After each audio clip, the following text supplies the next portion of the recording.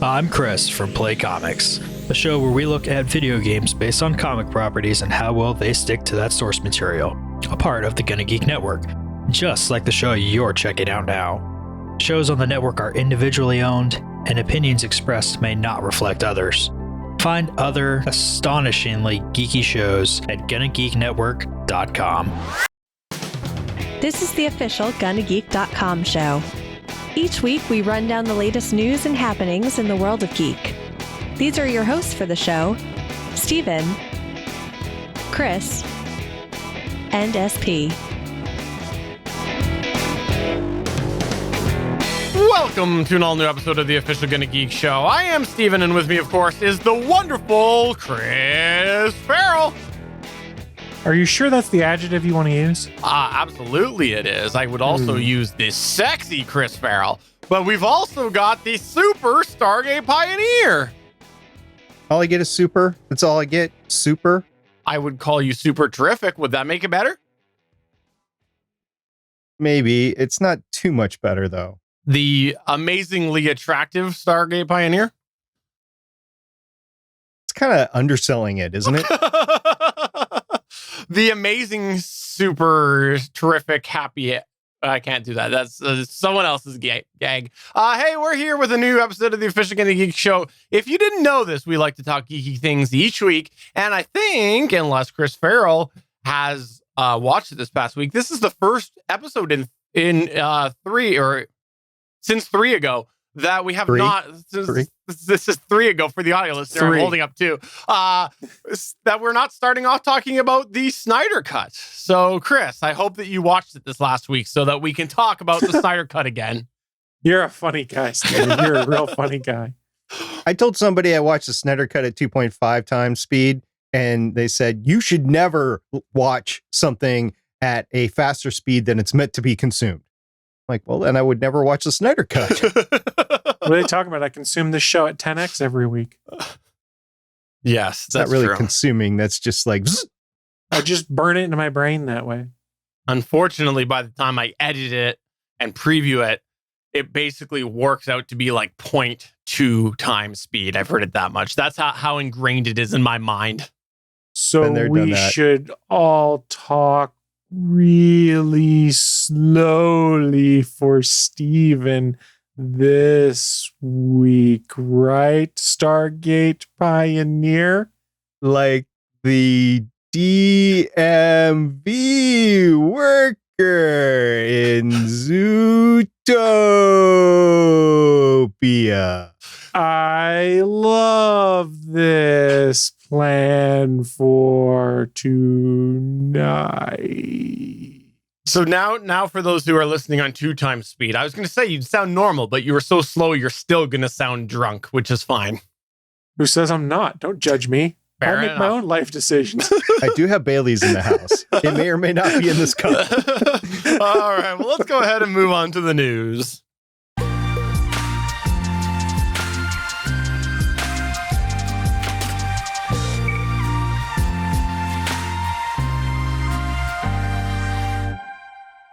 Oh, SP, I don't know if you heard about this first one that we're going to talk about, but apparently I managed to delay the thing that's on Mars that's going to fly. So don't know if you heard about this news story, but I'll ask you if you have. What? No, I haven't. Is this a stereotypical Stephen blind toss? No, it's about the Mars helicopter flight delayed to no earlier than April 14th. Have you heard about this news story that you put into the news? No, I haven't. Great. So this is a blind toss Papa moment here. Great. All right. So since this has been blind tossed to me, let me try to go through it. Based on data from the Ingenuity Mars helicopter that arrived late Friday night, so I'm assuming that's just a couple days ago, NASA has chosen to reschedule the Ingenuity Mars helicopter's first experimental flight to no earlier than April 14th. If you remember last week, I did say it was scheduled to be no earlier than April 11th, which would have been yesterday. It obviously didn't happen. They're waiting for April 14th now. So during a high-speed spin test of the rotors on Friday, the command sequence controlling the test ended early due to a watchdog timer expiration. This occurred as it was trying to transition the flight computer from pre-flight to flight mode. The helicopter is safe and healthy, or so we're told, and communicated its full telemetry set to Earth.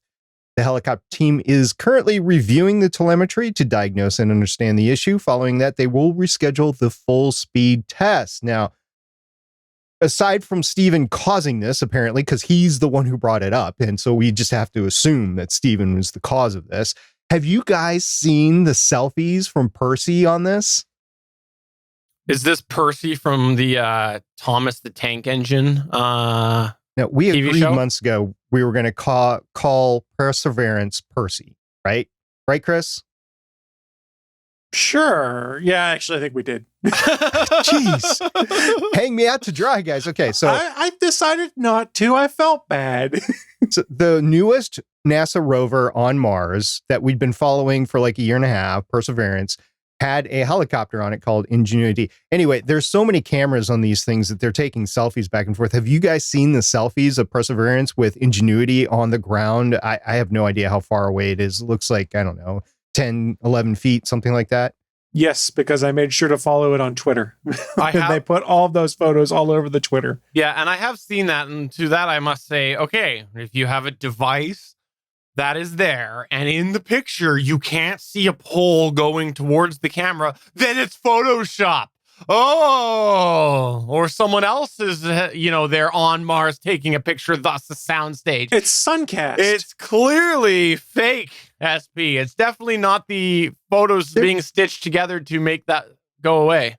You can even see the arm that's taking the picture. No, you can't. Suncast's arm. You cannot. Yeah, you can't see the arm. It just disappears. Almost like it's a bunch of photos stitched together. Well, it probably is a bunch of photos stitched together, but you could clearly see the arm. They didn't stitch it out this time. You can see the, probably because they got so many, so aliens are taking the pictures. Who would say that? This was cool because the mass of Percy was going back and forth. They did a little GIF of 3 different shots where Percy was, it looked like Percy was looking at the camera, then looking at Ingenuity, and back and forth, back and forth. It was pretty cool. So yeah, hopefully they'll get this thing going. It did survive the cold.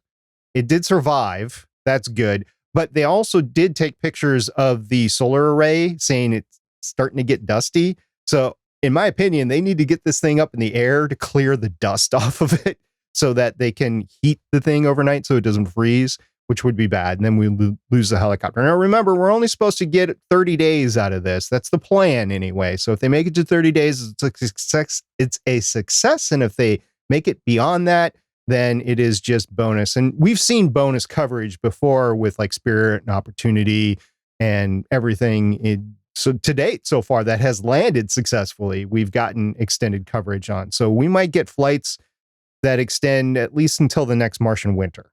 That would be cool. All right. So you say if we make it beyond 30 days, I'm going to go ahead and say right now, this is such a highly anticipated event. If we make it beyond 30 minutes, it'll be a good thing. It just seems like inevitably such a highly touted flight will immediately go wrong, and thus we'll be done. Well, remember that this initial flight's only scheduled to be 30 seconds or something like that. So if they make it to that, this will be a success. They have tried it before in a vacuum chamber here on Earth. So they have tried it in the same similar conditions. It has flown in those similar conditions. It's just, can we get the hardware to Mars and have it fly on Mars without it breaking? And right now, Steven, you broke it. I did. It's going to be nerve-wracking for them to be like, okay, start flight. Now we've got to wait for the communication lag back and forth to figure out what happened. Oh, crap. It crashed in a 30-second flight, but we didn't find out until, 6 minutes later? So, yeah, that's an interesting point. If it flew yesterday, they would get live stream data from the Mars mission today at 3 o'clock Eastern. I believe it was 3 or 4 or something like that. So it would take a full day for the data to get to us, and we would know for a day later. And they were going to regress. They probably still will if the flight occurs on Wednesday, which would mean we would get the data on Thursday. I think they're still planning on live streaming the data coming in, which is pretty cool. It's just remember when I was talking about getting the data back from Voyager 1 and Voyager 2?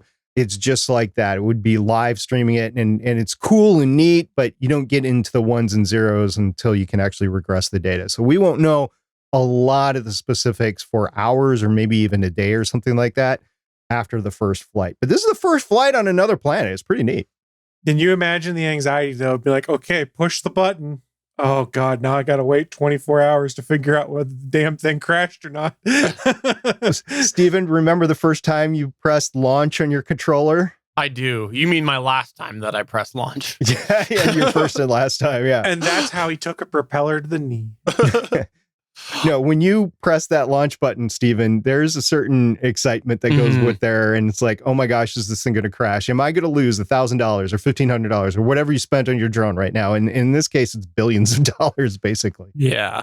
In the chat, Kent, by the way, if you didn't know this, live viewer or live listener or wherever you're checking us out after the fact, because I'm assuming you know this if you're live. But hey, we stream this live on Mondays at 8:45 p.m. Eastern Time at geeks.live. And we do have viewer Kent in our chat saying, how do you get lift in a vacuum? And I'm assuming he's not talking about this. He's talking about getting lift in a vacuum cleaner.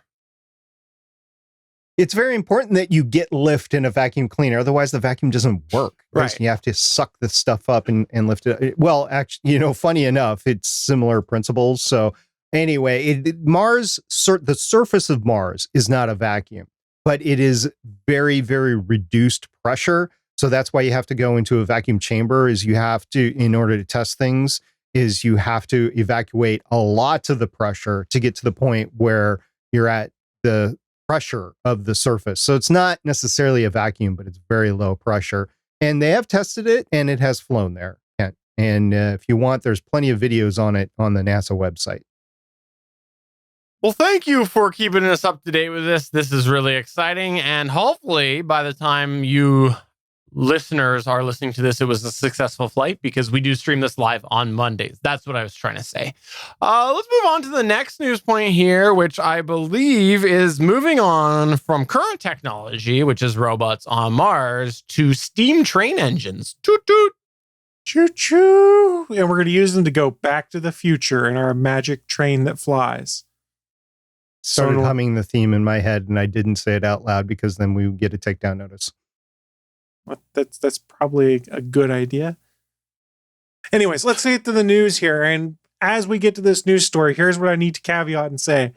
We're in super big rumor territory, but this is something that was being discussed on both r/Xbox One and r/Xbox Series X today. So I thought, maybe this is a story we should talk about on the GonnaGeek.com show. Now, again, big time rumor. We have only one person speaking to this rumor that has a track record that's 70-30-ish on being right. So let's get into John Prosser? It is not. Although I did see today, random side jag, they're talking about the new what's the Apple TV device, and it's not at all what was supposedly leaked as the specs a year ago. I'm sorry, you said 70-30, 70 being the right scenario. I should have known it wasn't John Prosser. Continue. I'm not going to throw stones. Continue. I'm just saying that the hardware is different. But let's talk about this. This is about Xbox Game Pass. It's a service I've talked about a lot on this show because it is a service I've subscribed to, and I found a lot of value to it. I'm not the only one. There's plenty of other subscribers out there. And in fact, Microsoft has touted Game Pass as a major part of their overall business strategy now and moving forward for the Xbox line of devices. A part of that strategy has been making the Game Pass service available to as many people as possible across many platforms. So we've talked about before how you can stream on your Android devices, things like that right now, your other Xbox consoles, PCs via the Xbox app, and coming soon to iOS. Evidently, it's in beta and about to be released, the ability to stream Game Pass games via iOS devices. But that's not what we're talking about here. What we are talking about is Microsoft wants Game Pass to be as many places as possible. Here's where things get interesting. There is a YouTuber by the name of Tyler McVicker who dropped an interesting news story regarding Valve's potential interest in Xbox Game Pass in a Q&A session in late March. According to McVicker, Valve is pursuing Xbox Game Pass on Steam, which may surprise some, if only because they'd expect it to be Microsoft pursuing Xbox Game Pass on Steam, not the other way around. Here's where we start to get into the the iffiness of it. McVicker doesn't provide any further information about the situation, doesn't reference any sources, and there's no secondary confirmation. But it's juicy enough I want to talk about it. So let's break it down and talk about why this could actually be feasible or why it is such an interesting idea. So we've talked about it before, and here Game Pass has a lot of upsides for platforms outside of Xbox. Microsoft, in fact, has also shared in some of their press releases interesting positive stories coming out of Game Pass. Now, obviously, it's their service. They want to share these positive stories, but they're kind of interesting what comes out. We know that Microsoft has greenlit games that millions of Game Pass users might play because they know people will play through Game Pass, whereas they might not have gotten a traditional release and then struggled. So you've seen a lot of new indie games coming straight to Game Pass upon release because they can get a set amount of money from Microsoft, get support from Microsoft, and it's playable to all Game Pass subscribers on day one. I'm very surprised how many new games we've seen come direct there. In fact, the most recent was Square Enix put Outriders out there on day one. It's a multi-console, multi-platform game. And day one, it was on Microsoft's Xbox Game Pass service. And the big shocking one is Microsoft had announced earlier this year they're getting MLB The Show, which is a Major League Baseball game, on Xbox. Why is this significant? Because Sony's the one that makes that game. What we found out is because Major League Baseball kind of forced Sony's hand and said, we want this on multiple consoles. But what became even more shocking then in Microsoft's Game Pass plans is on day one release, it's on Xbox Game Pass for both next-gen consoles and last-gen consoles, which is a huge move and goes to show a lot of the power that Microsoft is giving this service by trying to put a bunch of games there. Where it gets more interesting to Steam, perhaps, is that Microsoft says Game Pass subscribers play more games, play more diverse games, spend more time playing games, and more importantly, spend more on these games after the fact. Because if you're not aware, not all of these games necessarily stay on Game Pass, but even if they do, you don't get DLC and things like that. So there's a lot of people that find value in playing the game and going, man, I had a lot of fun with this. Since it's part of my Game Pass subscription, I'll buy the DLC and start playing all of these things that come after the fact with story packs and the like. This is why Valve might see the benefit of Game Pass. And Microsoft, might see it beneficial to get it out to Steam because it's more hands on the product. If this is the case, it's probably a matter of them reaching some kind of financial financial agreement where both platforms are going to find some kind of benefit. That's the hard part, obviously, because everyone has a different cut that they take of money used to purchase games, DLC, things like that. It could be interesting. We know Steam has a lot of users. Microsoft would love to get Xbox Game Pass in front of those users. And I think that we're starting to hear rumors that Steam likes the diverse types of games that are there, and it also keeps people playing games on PC. It's a very interesting move. I don't know that I necessarily believe it's going to happen, especially with Xbox touting their Game Pass on PC service that they have for some games. But it would be really cool if we somehow found a way that Game Pass went to Steam and you could play your Xbox games on your gaming PC via Game Pass on Steam. I think it's a dream. I don't think it's ever going to happen, but I think it's really cool to talk about. And I think it more importantly goes to show that Game Pass has become a differentiating factor for Microsoft in this current generation of consoles. Why? I'm excited. I think it's a cool idea. Although we might be in the territory of, like rumor mill, like Google canceling unilaterally the 5A. We might be in that territory. However, it's in 2 countries now, Stephen. So it's canceled in those other countries. However, why would Microsoft be interested in this? Because I thought you mentioned that the Xbox app was being redone so that you could access your Game Pass stuff through xCloud or something like that. So why would they be caring about Steam? This wouldn't give them any extra platform. Here's why I could see them being interested in Steam. Is there are a ton of people that play only through buying their games on Steam and occasionally through other services. If Game Pass gets integrated into Steam, it makes it so much easier for those folks to be like, oh, what's this? I have to be a Game Pass subscriber. If you can subscribe through Steam, and everything goes through that Steam portal, then it's a lot easier for some folks that are PC gamers only to start partaking of Game Pass games through that portal. That's where the money sharing agreement would become problematic because if they subscribe through Steam, how much of a cut is Steam going to take? Right. Or can they subscribe outside of Steam, but then link their Steam account to be able to play that way? I don't know that it'll necessarily happen, but go and look at like some of the concurrent user numbers on Steam on like a weeknight when people are playing games. There is a boatload of people that are playing. So if you're looking at that and you're Microsoft, you go, well, if we can get 4% of those people to subscribe to Game Pass, we're talking millions of people that are potentially signing up to play. 4% is probably an over-exaggeration for that millions comment, but you guys get what I mean. Yeah, that makes sense. Not sure the financials work in the consumer's favor by going this route, because we've seen Microsoft start to go a certain way with like all of their subscriptions and their big revenue for the Xbox and whatnot. So I don't know that this would pan out benefiting the customer. It depends on how prices would differ, things like that. Like I said, I don't know that this is necessarily going to happen. It's a rumor that someone said on a YouTube Q&A, and there's no secondary confirmation, anything like that. But it brings up an interesting conversation point of, well, if they did it, why would both companies be interested in it? And what would that mean going forward? And I think it continues to show that Microsoft's plan is to eventually get away from selling hardware, really. Yeah. It's to, you have all these devices already. We're going to actually build a cloud gaming service that arguably works better than most of the others I've tried right now. I know you would be really, really interested, though, if the rumor was that this was going to happen through EA Origin. I know that would be your huge... You love EA Origin, don't you? Well, I don't even know if that service is still going, but they did have issues with rootkit stuff. But it gets to an interesting point there of, if they were to partner with Steam, would then other services out there like Epic Game Store and things like that want to also partner with Microsoft to make it so the Game Pass games and the Game Pass stuff is playable through there?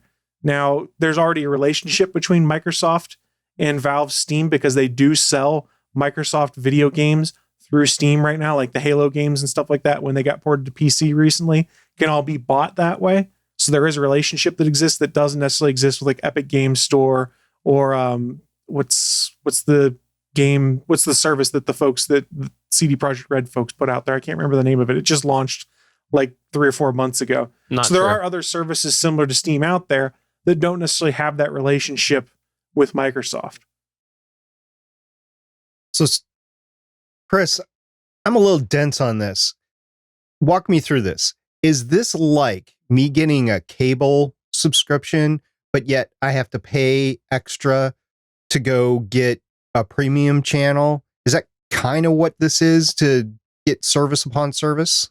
So Steam's a free service. You can sign up, anyone can get it. You can purchase games through it. And it's basically a service that sells you games and then has a launcher that puts all of those games in one place. My understanding of what they were theoretically trying to do here is to integrate Game Pass into the Steam launcher so that you could search for a game. It would say, hey, this is on Microsoft's Game Pass service, or you can buy it for, say, $30. And if you're subscribed to Game Pass, you just have a button that's like literally launch, because I'm subscribed to the Game Pass service that's effectively linked to my Steam account, is what we'd be talking about doing. All right. Sounds like an interesting plan. I mean, anything to get more subscribers. Right. And that's where Microsoft's play would be, is they want more people to subscribe. And as they've shown, they don't care what platform you play on as long as you subscribe. I will be sad the day that the console makers go away, because I have had consoles all the way back to Atari 2600. You know, I skipped a lot of them and I came back with the Xbox 360. And playing a game to me has always been, even though I have done limited computer gaming, but it's always been console gaming to me. If I'm going to do video games, it's console gaming. And when those consoles go away, that's just going to be a sad day for me if what you're saying is true. Yeah, and I don't know that they'll 100% go away. I think we'll get to a point where they're trying to push everyone most to that platform, and they'll still have to make a dumb box of some kind. But how much horsepower is actually in that box will be a different story compared to what we have today, I think.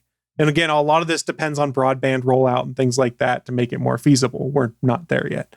I agree. And I think it could even be another level where maybe the controller is the device that's connecting to your Wi-Fi network, and then, you know, something, you're going to an Apple TV channel or something like that, right? You know, That's Google Stadia.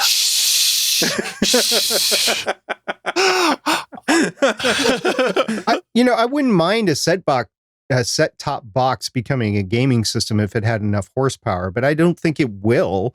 I think you're going to need some sort of gaming computer. Maybe a tablet could do it. I don't know in the future. But the problem I have with gaming computers is there's not really a standard one out there. You really have to build your own to get the better performance. And it's not like out of an Xbox or a PS where you could get really good video gaming performance just with what they have for years. With a computer, you generally have to upgrade in order to get the superior performance.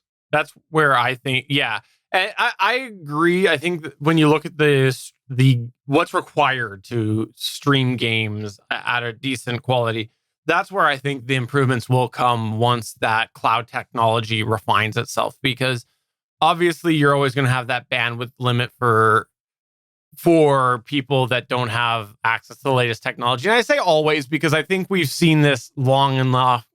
A big enough cycle of new internet technologies where there's always somewhere lagging behind rural, middle of country, city sort of thing. So I think you'll always have that. But I think, we've also seen that companies aren't afraid to say, sorry, not good enough quality internet, not our problem. This is the service we're going to. So I do suspect Chris is right that eventually it'll all roll into the cloud. I knew you were going to side with him. Well, I could have sided with him and also brought up the fact that, we've talked about the fact that Chris once on this show said something about never owning a PS4 and he owned one. But I also could have brought up the fact that SP once complained about the fact that Xbox was working to remove all the disc playback. And he had a big soapbox moment about that. And now he has recently confessed that he is pretty much going digitally and slowly getting rid of all of his discs as well. So I could have brought that up as well. Movies. I didn't say anything about video games. I mean, here's the kicker, though. If you don't want to try and resell your games, digital games is so much more convenient. Yeah. Because you can install the game days before it releases, and it does all the updates, and you just play as soon as the day starts. It's great. And to be clear, the soapbox moment that he had on this show was about movies and how he couldn't play his movies in the new Xbox console that was coming out with no drive in it. So I could have brought that up to SP, but I didn't. You're just hammering me tonight. I feel like I'm being bullied. I'm not hammering you tonight. I'm just... Okay, yes, I am. Moving on to the next news point here. Let's go ahead and say RIP Harmony. That's right. I didn't know if you know this, but Fifth Harmony, the band, finally officially broke up. No, that's not what the news story is about. I just found them. Logitech has officially announced that they are discontinuing the Harmony platform. On Friday, Logitech announced that it will be discontinuing Harmony Universal Remotes. This has been speculated for many years. On a blog post posted on the Logitech website, they said, quote, while Harmony remotes are and continue to be available through various retailers, moving forward, Logitech will no longer manufacture Harmony remotes, end quote. Now, you're saying to yourself, Steven, what sort of impact is this going to have on existing Logitech Harmony users? Because as you know, a lot of those move towards being centered around the hub, which is cloud-based. Well, quote, we plan to support our Harmony community and new Harmony customers, which includes access to our software and apps to set up and manage your remotes. We also plan to continue to update the platform and add devices to our Harmony database. Customer and warranty support will continue to be offered, end quote. So they're saying that they're stopping production, but they plan to continue supporting the Harmony service itself, including adding new TVs and video games and all of those other things to it. They did post a bit of an FAQ that I just wanted to quickly run down a couple of highlights that I saw in there. There was an FAQ of, does this mean Logitech is no longer innovating on Harmony and designing new Harmony products? Yes, remaining Harmony remote inventory will continue to be available through retailers. They also said, does this mean Logitech will no longer be maintaining the Harmony database and software? No, Logitech plans to continuing maintaining the Harmony database and software. Also on here, I use my Harmony with Alexa and Google. Sorry, I just said it. Will the integrations with third parties change? The decision only impacts the manufacturing of new Harmony remotes. We plan to continue to offer service and support. And then they specifically said, will my Harmony remote be impacted? When? There should be no impact with existing Harmony customers. We plan to continue to offer service and support. There's a bunch of other FAQ on there, but here's the thing that I wanted to bring up with this right here and right now. If I remember correctly, Logitech bought Harmony. Harmony was an independent company. To me, there's probably still a little bit of demand in here because, I don't know, if you go and you look at comments all over the internet, you're flooded with people saying that Logitech Harmony still continued to be cream of the crop when it came to universal remotes. While the demand has completely gone away, like to where it used to be, because a lot of people are getting away with the universal remotes that come with like with Fire Sticks or with their cable provider, there is still a demand for people who want something a little bit more advanced, coupling things like Apple TV and other devices. For me personally, I love the fact that I can control my Xbox easily through the remote when I just want to put a movie, a Blu-ray disc into there, because I also like Blu-ray discs, SP. So I really like the Harmony, and there are many people out there expressing that they are very sad this is going away. So here's my theory. They want to keep supporting it till someone else comes along and wants to buy the existing platform and maybe develop it in their own way. So that's my theory on this. Let's start with USB.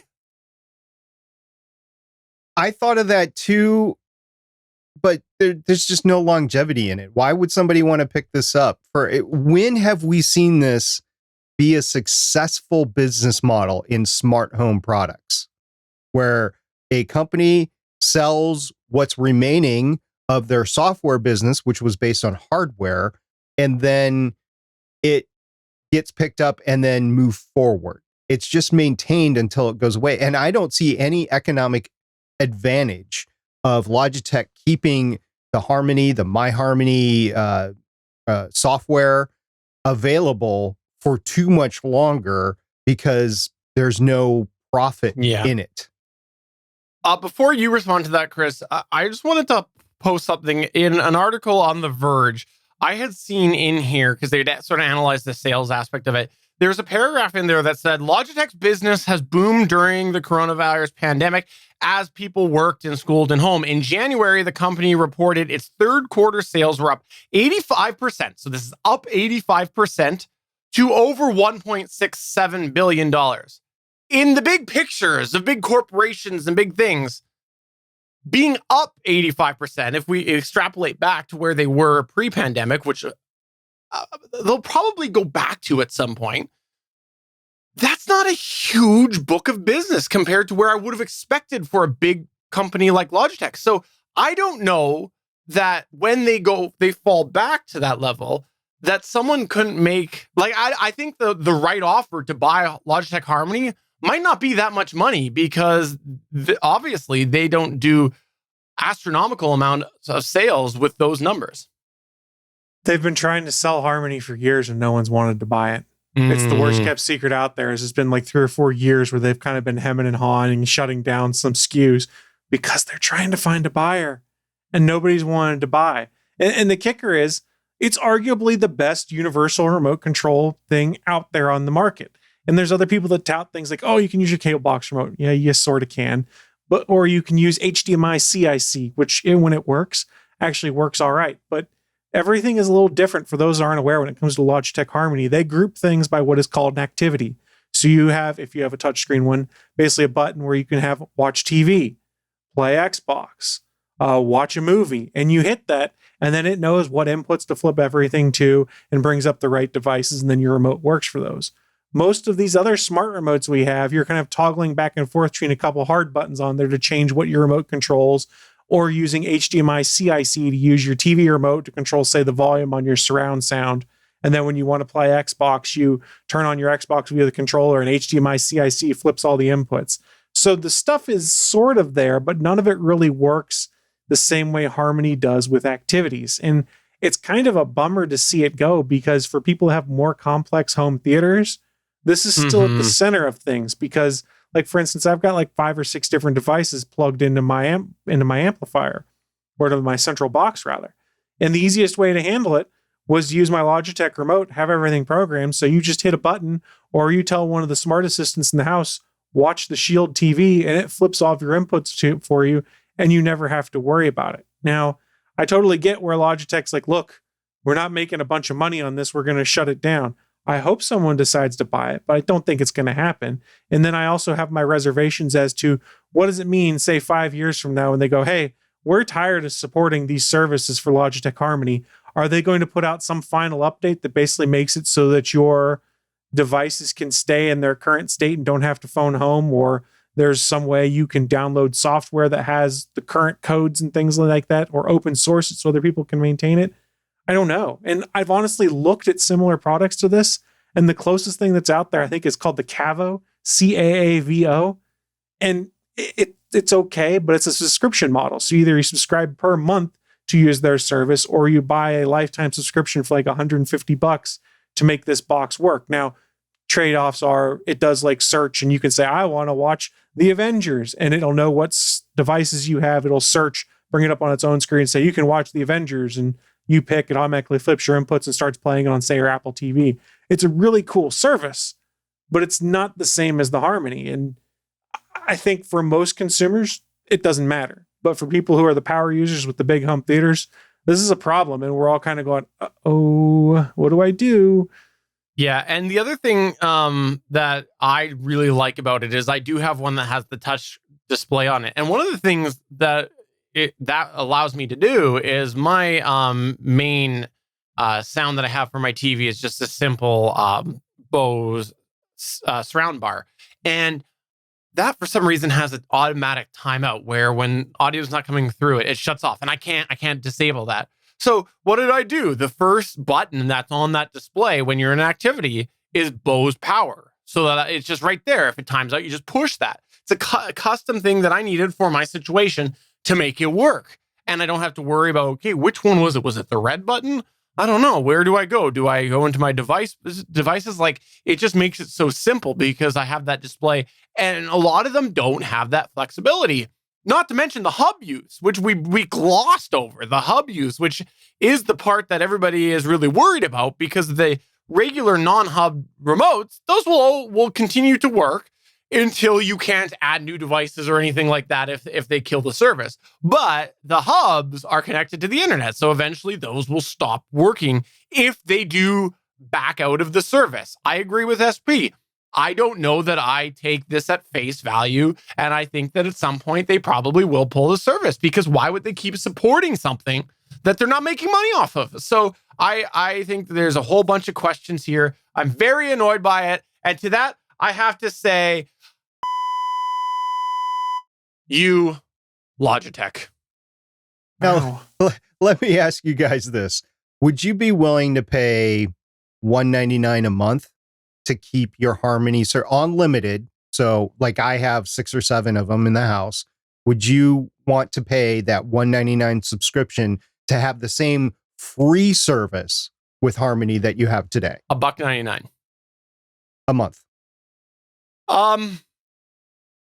I would if I could still get products. Now, that's the thing, is I can't get products. But hypothetically, let's say I could get a replacement remote, because right now my remote is on its last legs. But right, same here. Let's say the replacement is like $350. Yeah, I've looked. Yeah, I know. And let's say that inventory was still available in some degree.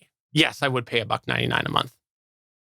Now, yeah, I would do the same, on the caveat that there still continues to be hardware, so that when something fails, I can replace it. But with end-of-life hardware, and just to keep this service running, it would be a harder sell for me, because I don't know when my hardware is going to give up the ghost. Yes. Yeah, I was thinking in longer terms, like if somebody did buy it, or if Logitech did reverse their decision and say, okay, we've surveyed our customers and they say they think this is something that they'd be worth paying a little bit for. I'm not going to pay $5 a month for this. I'm not going to pay $150 lifetime.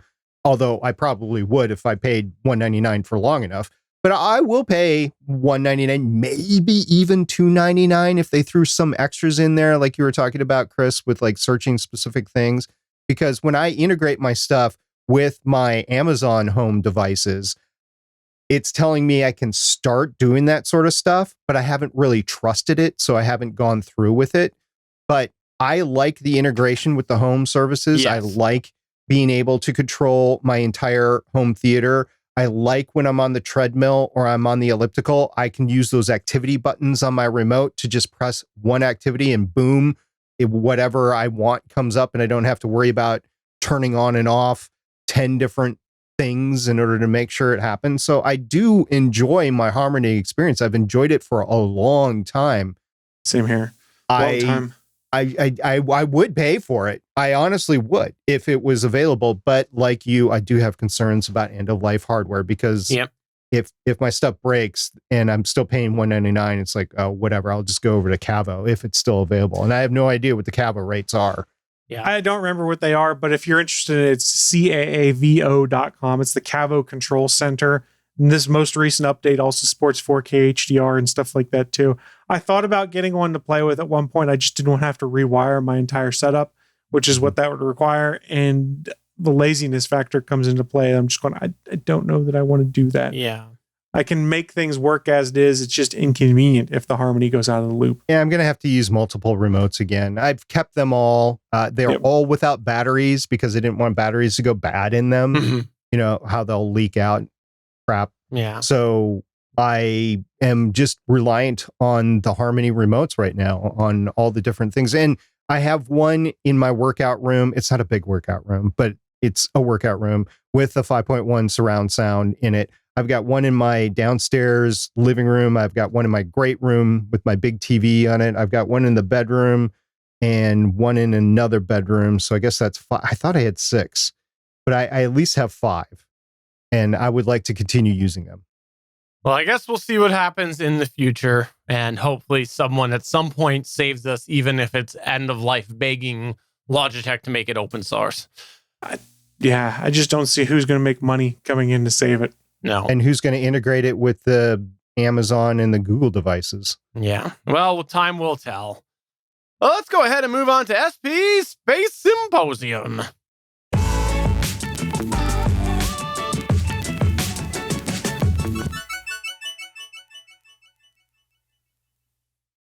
Now, we've teased this one for a couple times now, but we're finally going to get to talk about it. What we're talking about is the spacecraft Galileo, which was launched from a space shuttle, Atlantis, in 1989. It is the next major space probe, and it is a doozy. And we've had some fun space symposiums over the past 5.5 years. Yes, I've been doing this for 5.5 years. Over that time, we've had 37 space symposiums going into depth for each early satellite, space telescope, and solar system probe. 3 of those times we've covered missions to Jupiter. And last time we discussed Magellan, which was a mission launched from the bay of the space shuttle Atlantis. This time we get both. Galileo was a mission launched to Jupiter in 1989 from a space shuttle bay, specifically Atlantis. Now, guys, this got me thinking, especially with today being the 40th anniversary of the space shuttle launch, the first launch. Which was your favorite space shuttle and why? Chris, I'm going to start with you because I think you've put some thought into this already. Well, I mean, technically it's the Enterprise, but I don't think it ever went to space just because of Trek. I like the Enterprise. OV-101 Enterprise was just an air demonstrator. They launched it from the 747, so it never actually launched in the air on a rocket. And it did glide tests to prove that it could fly in the atmosphere. So it did fly or glide, but it was never launched. And I have seen the Enterprise at one point in time too. And I kind of remember being a kid and geeking out. I'm like, it's the Enterprise. Yeah. Because, hey, I've been a Trek fan for years, decades. Steven, do you have a favorite one? I don't have a favorite one. I'll go with Enterprise as well because everybody can picture the promo shot of the crew of Star Trek sitting in front of it or standing in front of it. You know which one I'm talking about. Yeah. So you could still see the Enterprise today. It's underneath renovations right now in the Intrepid Sea, Air, and Space Museum in New York City. And of course, there was the Columbia and Challenger. There was also the Discovery, the Atlantis, and the Endeavour. I saw both Discovery and Endeavour launch. And I believe both those launches were the launches right after each of the Columbia and Challenger disasters. So those launches were pretty special to me to go and see. Now, there is more that are available to see. You can see the Discovery at the Dulles Airport, which is the annex to the Smithsonian Museum that's out there. Space Shuttle Atlantis can be seen at the Kennedy Space Center Visitor Complex, and Space Shuttle Endeavour can be seen in the California Science Center, which, Stephen, you're probably the closest out of the three of us to there. I don't know if you'd ever plan to get there or not, but that'd be pretty neat to see that. There were 3 trainer mock-ups out there. There was the CCT-1, which was the Crew Compartment Trainer 1, CCT-2, and the FFT. Now, CCT-1 is at the National Museum of the United States Air Force in Dayton, Ohio. CCT-2 is at the Tulsa Air and Space Museum, and FFT, or the Full Fuselage Trainer, is at the Museum of Flight in Seattle. Now, these 3 trainers were in the Space Vehicle Mock-Up Facility, which was a large open space area located inside of Building 9 of Johnson Space Center in Houston when they were training astronauts. So they were all together, but they are all in separate locations right now. Now, this was interesting because I went down a rabbit hole here. There's miscellaneous displays and mock-ups. The first of which was Pathfinder, which was just a steel and wood test simulator, which you can find right now in Huntsville, Alabama. There was the Space Shuttle America. Did you either of you two ever hear of the Space Shuttle America? I can't say that I did. Okay. I thought that it was officially pronounced the Space Shuttle America. Marco. You could call it whatever you want. It doesn't exist anymore, but it was a motion simulator ride at the Six Flags Great America theme park in Illinois. It was dismantled in 2009. There was the Space Shuttle Independence. It started out as the Space Shuttle Explorer. Now, this was a full-scale, high-fidelity replica of the Space Shuttle, and it's currently on display at the Space Center Houston as Space Shuttle Independence. However, and I wish I could have found this picture, there's a picture of little SP outside of Space Shuttle Explorer at Kennedy Space Center when I went to go see both of those launches of Discovery and Endeavour. That's awesome. Yeah. And that is neat. And then there is also Space Shuttle Inspiration, which is currently dismantled. This is a kind of a sad story. It's just in this city maintenance yard in Downey, I believe, California. And it is a full-scale space shuttle mock-up built in 1972 by North American Rockwell as they were winning the competition to build the space shuttle.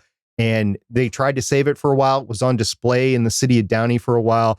But it is literally, and I tried to look up if it was still there. There is no article that says it's been dismantled or whatever. So it is still in the city maintenance yard. And I wonder what kind of condition it is. I took it. It's in my backyard. I'm not surprised. That's how Steven visits Suncast. He made it space-worthy. That'd be a great flight simulator, actually.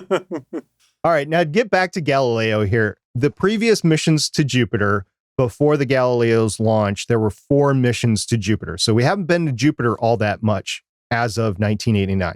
So there was the Pioneer 10, which was launched in 1972. We covered it in Gonna Geek episode 327. It was the first probe to go beyond the asteroid belt. It was the first probe that we sent to Jupiter, mankind sent to Jupiter, and it was the first probe to have velocity to escape the solar system. It wasn't the first to escape the solar system, but was the first to have that potential. And yes, it has now escaped the solar system. In 1973, there was Pioneer 11, which we covered in Gonna Geek episode 349. Now, this was the first to fly by Saturn after Jupiter. So it went by Jupiter and then Saturn, kind of in a pre-Voyager sort of mission. And it was the second human-made object to have velocity to leave the solar system.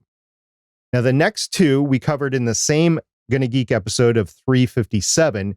That was Voyager 1 and Voyager 2, which were technically just the next generation of Pioneer. So there was Pioneer 12 and 13, but they renamed them to Voyager 1 and 2. They were both launched in 1977, about a month apart. Voyager 1 was the first to have a close flyby of Titan, which was a moon of Saturn, and it was the first to leave the solar system.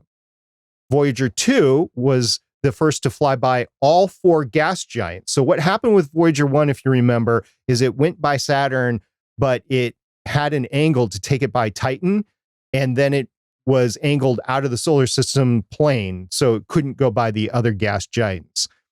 That encounter was successful. So with Voyager 2, they decided to go and see the other 2 gas giants. So it was the first to fly by Saturn, Jupiter, Neptune, and Uranus. And it was the second human-made object to leave the solar system. Now, guys, out of those 4, which mission to Jupiter has been your favorite so far and why?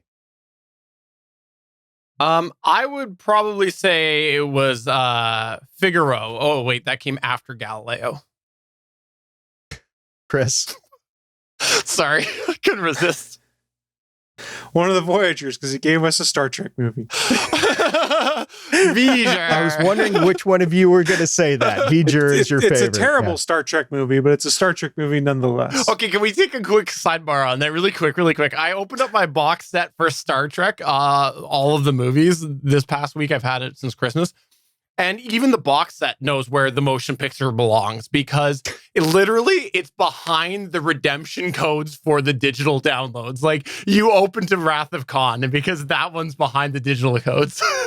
That's great. That's great. I like Voyager 2 best because it had all 4 of the gas giants behind it. And that was the last one that I saw real-time data come in from. So that was my favorite. So Galileo did not take a direct trip to Jupiter. It had a roundabout way to get there. But before we get there, let's get into some of the specifics on it. It had a mass of 5,640 pounds, or if you're Stephen, 2,560 kilograms, which is roughly 2 Cybertrucks. So this was a big boy going out there. It's the biggest probe that we've talked about so far. So Galileo not only had an orbiter, but it had a probe. Now we're going to wait and talk about the probes when we talk about the probes in a series. So I'm not going to cover the probe today. The Galileo spacecraft was designed by Jet Propulsion Laboratory. It was operated by the Jet Propulsion Laboratory, or JPL, as well. There were subcontractors, but JPL was firmly in charge of this one. It was launched on October 18th, 1989. It was launched from the Kennedy Space Center, which was pad LC-39B, currently operated by SpaceX, sending humans to the International Space Station. The next launch is coming up pretty soon. You guys excited about that launch? Always. Yes. Yeah, me too. It won't be Launch America. I don't know what they're going to call it. It was Launch America the first time around. I don't know what they're going to call this. Anyway, let's talk a little bit about the scientific instruments. They were the solid state imaging camera, the near infrared mapping spectrometer, an ultraviolet spectrometer, a photopolarimeter radiometer, a magnetometer, an energetic particles detector, a plasma investigation instrument, a plasma wave subsystem, a dust detector, and a heavy ion counter. Not a heavy ion cannon, guys. Get that out of your minds. Heavy ion counter. No, Stephen, it wasn't a phaser.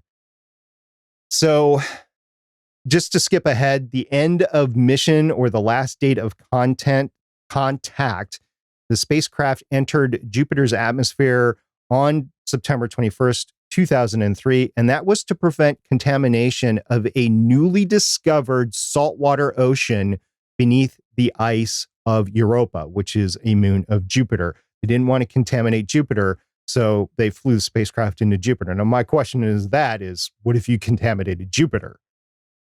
Okay, fair point. Okay. Now, the trip to Jupiter did take 6 years. This is a long road trip. It went from Earth to Venus to get a gravity assist. It then went by Earth to get another gravity assist, not once, but twice. it did an asteroid encounter, which was the first encounter of an asteroid with a spacecraft. The asteroid was called Ida. And then it finally got to Jupiter. And you would think in terms of a satellite for Earth, where it just goes round and round and round the Earth. Not so with Jupiter. Because of so many rings and moons, the orbit was huge. And the orbit took so long that the spacecraft, while it was on station there for 8 years, only made 35 orbits. So it was going in and out. It went close and then far away, close and then far away. But the close was not exactly close to Jupiter. Now, remember, Jupiter's got a big gravity pull, so you don't want to get too close. Otherwise, you're going to get sucked in. Plus, you have all of the debris that is in orbit there with the rings, as well as the dozens of moons. We're not going to talk about the dozens of moons, but the dozens of moons in Jupiter. So that was a 6-year road trip. You guys remember your longest road trip that you've ever been on? I probably, I once went from interior BC down through Idaho, went for a long drive, and then back up to Bellingham. So that was a long road getting from there to here. It's been a long time. Yeah. Oh, no. And we're glad we're finally here. Yeah. Okay. Chris, what was your longest road trip? Longest road trip is probably when we lived in Colorado Springs, then driving back to Wheeling, West Virginia. Do you remember how many hours that took you? Just out of curiosity. Not off the top of my head. It was a longer trip, but the way my dad always handled it was we'd get up at 3 a.m. and Mom and I would sleep in the car, and he would just power mainline coffee and power through. This might not be the longest road trip we took as kids, but it's got to be close. Friday afternoon, Dad comes home from work and he says, "Hey, the guy that was going to go to this conference in Portland, Oregon just backed out and I get to go instead." When is this? I have to be there Monday. So we decided within the span of like 12 hours, we went out and got the camper service. We got one of those StarCraft pop-up campers, the same type that you see in the Brady Bunch, right? So we had one of those. We had a 1977 Caprice Classic, I think, back then. And I remember my mom packing in not suitcases, but laundry baskets and put the laundry baskets into the seats in the camper to store them in the camper. I mean, we got the camper service, we got the propane, whatever, and we were out the next morning. It took us from Minneapolis, St. Paul to Portland, Oregon, 36 hours. Wow. To go all the way across with a 6-hour layover in Billings, Montana. And I got a whole separate story from that because not all of us got 6 hours of sleep. I was too young. I wasn't driving really that much. I did drive actually on the way home. Anyway, it was a long trip. That was the longest singular road trip I have taken. Wow. But I can't imagine a 6-year road trip. That would be just outrageous. That's crazy. And I'll bet though, when, your dad was talking to friends about doing that long trip, people were probably saying, "You can't do that. That is way too long in a short time." And he probably said, no, they're not going to hold me down no more. No, I got faith of the heart. I'll bet he said that. So for those that don't know, Stephen has been constantly quoting the Enterprise theme song from the TV show Enterprise, Star Trek Enterprise. Okay. We're going to move on from the road trips right now, and we're going to talk about the orbital mission of Galileo. And it started on December 5th, 1995. It gathered a tremendous amount of information from Jupiter and the entire system. It's called the Jovian system. And unfortunately, not all of the information was sent back because the deployment of the high gain radio antenna on board Galileo, it went awry. So it was transmitting on secondary antennas, not the main antenna. So we did lose a lot of data that was going to be taken, but because it operated so long, we were able to get a lot of data. So these are some of the scientific discoveries that Galileo had. It became the first spacecraft to orbit an outer planet. Now, we had spacecraft that went to Mars and to Venus before, but this was the first one that had one of the gas giants that it was orbiting around. It completed the first flyby of an asteroid, which was originally named Gaspra. Later, it was renamed as Ida. It made the first, and so far only, direct observation of a comet colliding with a planet's atmosphere. I don't know if you guys remember this, but Shoemaker-Levy in the 90s, in the late 90s, was a huge deal because we actually saw that impact Jupiter. Do you guys remember that at all? Not really, no. It was a really huge deal because they wanted to see what the impact of a major asteroid was to hit any planet, including a gas giant, and see what the effects were on the Jovian or the Jupiter atmosphere, those big clouds that circle and everything. That's a whole thing of itself. We'll get into that later. Not this time, but some other space symposium. So Galileo also discovered evidence of saltwater below 3 moons, one of which was Europa, but also Ganymede and Callisto were also noted as having oceans. Now, Galileo got close enough to the infamous Pizza Moon, as it's called, Io, as its volcanoes belched into the atmosphere. So we saw volcanic activity on Io for the very first time. And to skip ahead to some of the stuff that I know about Io, the speculation is the gravitational forces on Io from Jupiter itself is just pulling that whole moon apart and compressing it together. And that's what's causing the volcanic activity. Galileo also discovered evidence for a thin atmosphere layer on Europa, Ganymede, and Callisto, which is known as a surface-bound exosphere, which is just a limited atmosphere. And it's basically because you had that water that's there and it's slowly boiling off into the atmosphere, even though it's frozen. And that has the limited atmosphere that's there. And Galileo also had the first detection of a substantial magnetic field around Ganymede. So if we are going to go to the Jovian system and start to live there, Ganymede sounds like it could be a good place. Europa would be a great place to go study early life. So there's a lot you can do. Jupiter now has 79 known moons at the time that I was doing this research. Who knows? Somebody could have discovered number 80 by now. I don't know.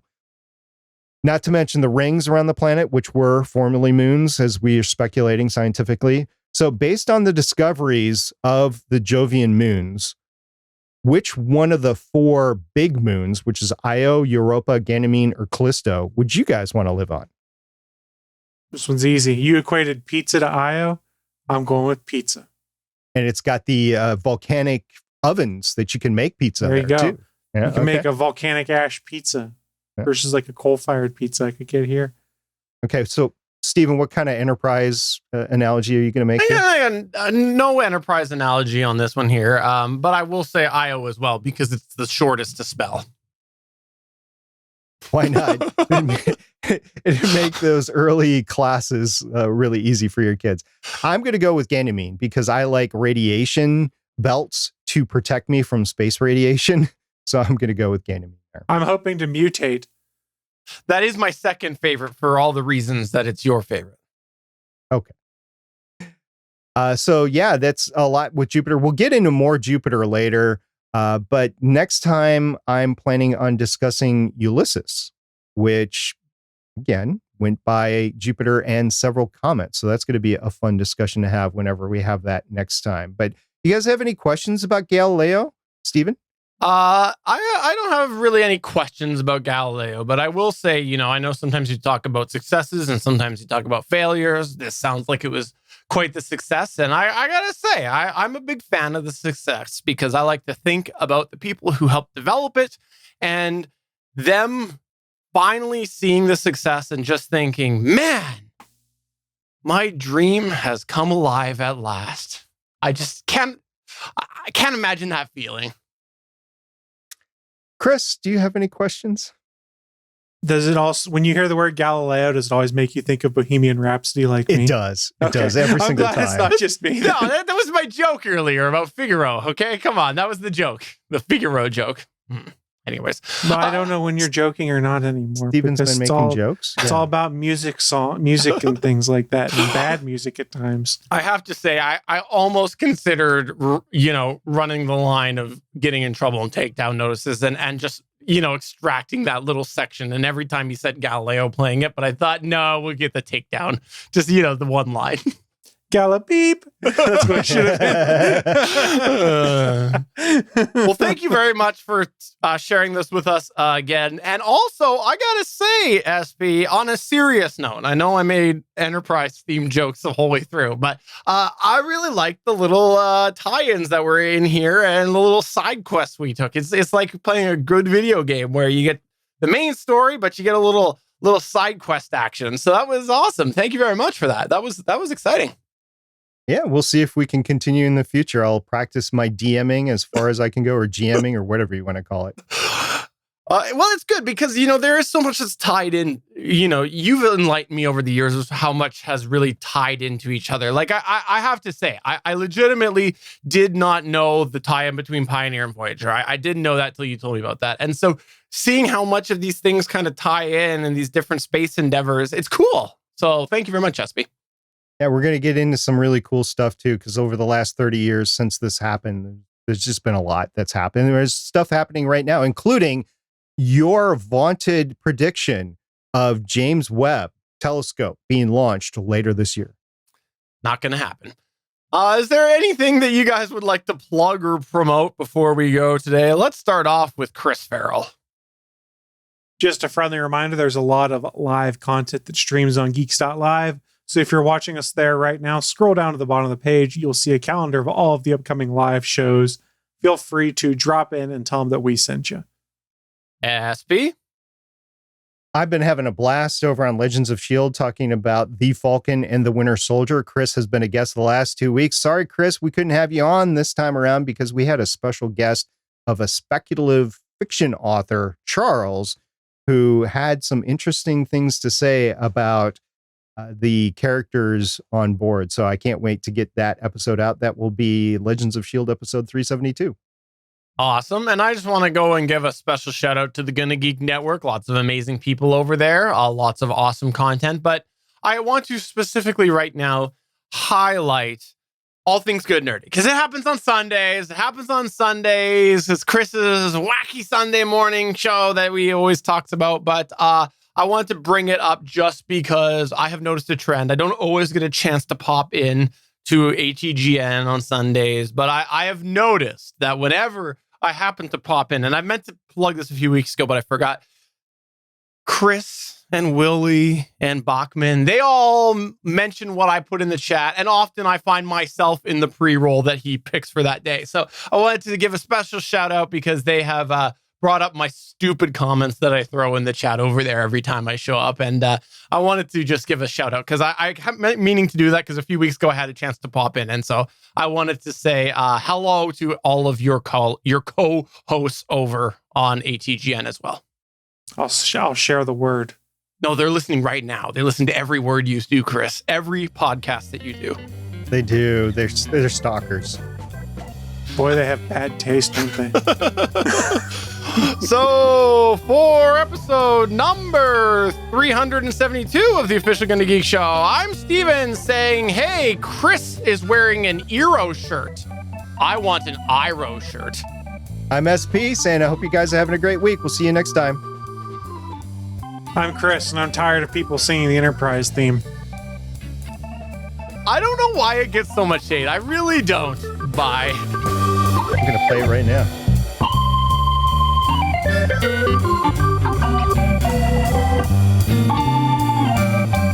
Thanks for checking out another episode of the official GonnaGeek.com show. If you like the show, please give us a 5-star review in Apple Podcasts or a thumbs up on YouTube. You can always join us for our live recording sessions, which stream Mondays at 8:45 p.m. Eastern at www.geeks.live.